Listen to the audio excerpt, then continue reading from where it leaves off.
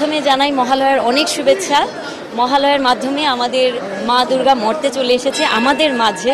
তো মহালয়া প্রতিটা হিন্দুদের কাছে এক অন্যরকম অনুভূতি, এবং আমার কাছে সবথেকে বেশি স্পেশাল, কারণ আমার একটা ছোট বাচ্চা হয়েছে যার 1 বছর পূর্ণ হলো। আমার 2 বছর নাচ বন্ধ ছিল।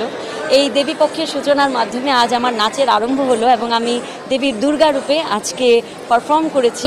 জানাচ্ছি শুভ মহালয়ার অনেক অনেক শুভেচ্ছা।